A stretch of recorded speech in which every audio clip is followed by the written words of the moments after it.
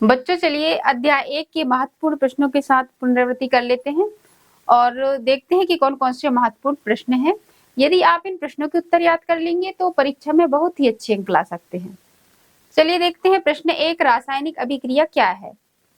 जब दो या दो से अधिक पदार्थ आपस में क्रिया करते हैं और एक नया पदार्थ बनाते हैं तो उसे रासायनिक अभिक्रिया कहते हैं।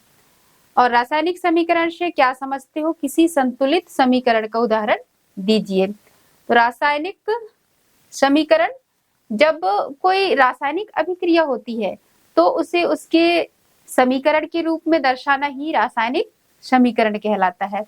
और किसी संतुलित समीकरण का एक उदाहरण लिख देना है आपको। फिर प्रश्न 3, संयोजन अभिक्रिया को उदाहरण सहित समझाइए। जब दो या दो से अधिक अभिकारक मिलकर एकल उत्पाद बनाते हैं तो उसे कहते हैं संयोजन अभिक्रिया। उसमें दो अभिकारक एक साथ जुड़ते हैं और एक एकल उत्पाद बनाते हैं तो ये हो गया संयोजन अभिक्रिया, जिसका उदाहरण पहले जो वीडियो है जिसमें मैं पाठ को समझाई हूं उसमें दिया गया है, वहां से आप याद कर लेंगे। फिर चौथा है अपघटन या वियोजन अभिक्रिया से क्या समझते हो? अपघटन मतलब टूटना, अपघटन या वियोजन मतलब टूटना। तो इसमें एक अभिकारक टूटेगा और दो या दो से अधिक उत्पाद बनाएगा इसमें, तो इसे कहेंगे वियोजन अभिक्रिया। इसके बाद अगला प्रश्न 5, विस्थापन अभिक्रिया किन्हें कहते हैं? उदाहरण दीजिए। तो ऐसी अभिक्रिया जिसमें एक अभिकर्मक तत्व दूसरे अभिकर्मक यौगिक में से दूसरे तत्व को हटा देता है और उसकी जगह खुद ले लेता है तो उसको कहते हैं विस्थापन अभिक्रिया। और उदाहरण मैं आपको प्रैक्टिकल के द्वारा समझाई हूं कि लोहे और कॉपर के बीच में जो अभिक्रिया होती है, लोहा कॉपर को विस्थापित कर देता है और उसकी जगह खुद ले लेता है, तो ये उदाहरण आप इसमें लिख सकते हैं। इसके बाद है द्विविस्थापन अभिक्रिया किसे कहते हैं? उदाहरण दीजिए। द्विविस्थापन में इसमें अभिकारकों में आयनों के बीच आयनों का आदान प्रदान होता है इसमें, तो ये द्विविस्थापन अभिक्रिया। इसके बाद रेडॉक्स या उपापचयन अभिक्रिया से क्या समझते हो? रेडॉक्स अभिक्रिया ऐसी अभिक्रिया जिसमें एक अभिकारक का अपचयन और दूसरे अभिकारक का उपचयन हो रहा हो। अपचयन और उपचयन दोनों अभिक्रिया हो रही हो तो उसे कहते हैं उपापचयन या रेडॉक्स अभिक्रिया। इसका भी उदाहरण लिख देंगे। फिर श्वसन को ऊष्माक्षेपी अभिक्रिया क्यों कहते हैं? श्वसन एक मंद दहन अभिक्रिया है, मंद दहन ऑक्सीकरण की अभिक्रिया है।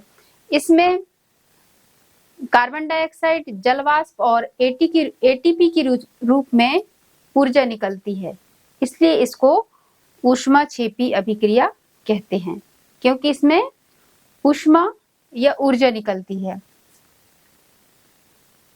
अवक्षेपण अभिक्रिया से क्या समझते हैं? उदाहरण देकर समझाइए।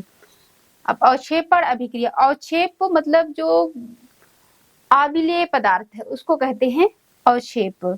जब दो अभिकारक में क्या होगा, जब दो विलयन आपस में अभिक्रिया करेंगे और एक आविलेय पदार्थ प्राप्त होगा, ये आविलेय नीचे तली में बैठ जाता है तो इसी को कहते हैं अवक्षेप और इसी अभिक्रिया को कहेंगे अवक्षेपण अभिक्रिया।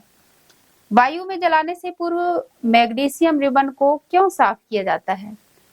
तो मैग्नीशियम रिबन वायु में उपस्थित जो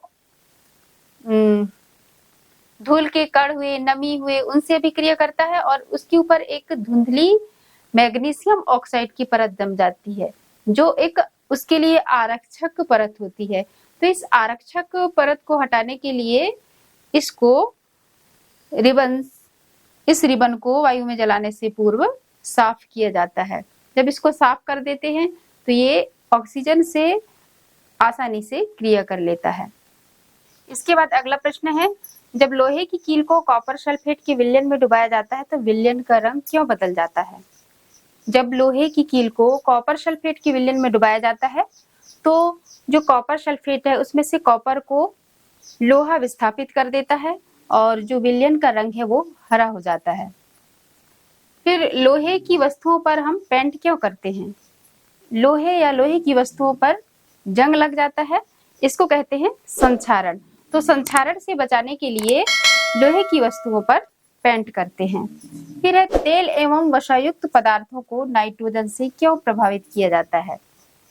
तेल एवं वसायुक्त पदार्थ वायु और ऑक्सीजन से क्रिया करके उपचयित हो जाते हैं और अपना स्वाद और गंध बदल देते हैं और विकृत गंधी हो जाते हैं। तो इनसे बचाने के लिए इनको नाइट्रोजन से प्रभावित किया जाता है। विकृत गंधिता को परिभाषित कीजिए। तेल एवं वसायुक्त पदार्थ वायु और ऑक्सीजन से अभिक्रिया करके अपना स्वाद बदल देते हैं, इसी को कहते हैं विकृत गंधिता। उपचयन और अपचयन अभिक्रिया को उदाहरण द्वारा समझाइए।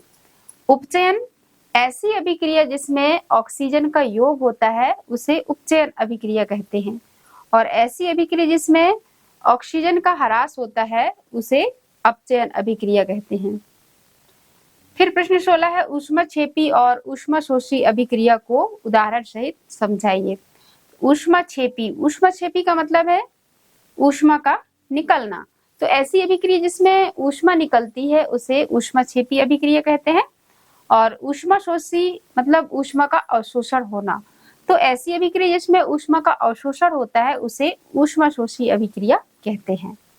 आलू के चिप्स की थैली को नाइट्रोजन गैस से क्यों भरते हैं? तो आलू का चिप्स तेल में तला हुआ होता है, तो जब ये ऑक्सीजन या वायु के संपर्क में अधिक देर तक रहेगा तो उपचयित होकर अपना स्वाद और गंध बदल देगा और विकृत गंधी हो जाएगा। तो इनसे बचाने के लिए इसको नाइट्रोजन से प्रभावित किया जाता है और इनकी जो थैली होती है उसमें नाइट्रोजन गैस भरा जाता है। संक्षारण क्या है? लोहे या लोहे की बनी वस्तुओं पर जंग लग जाता है, उसी को कहते हैं संक्षारण। संतुलित रासायनिक समीकरण क्या है? रासायनिक समीकरण को संतुलित करना क्यों आवश्यक है? जब अभिक्रिया के दोनों तरफ अभिकारक और उत्पाद दोनों तरफ परमाणुओं की संख्या समान होती है तो उसे कहते हैं संतुलित रासायनिक समीकरण। और इस समीकरण को संतुलित करना क्यों आवश्यक है? क्योंकि द्रव्यमान संरक्षण का नियम है, उसका पालन करने के लिए इसको संतुलित करना आवश्यक हो जाता है। तो बच्चों, यदि आप जो ये इम्पोर्टेंट प्रश्न दिए गए हैं इनको याद कर लोगे तो परीक्षा में अच्छे अंक ले आओगे।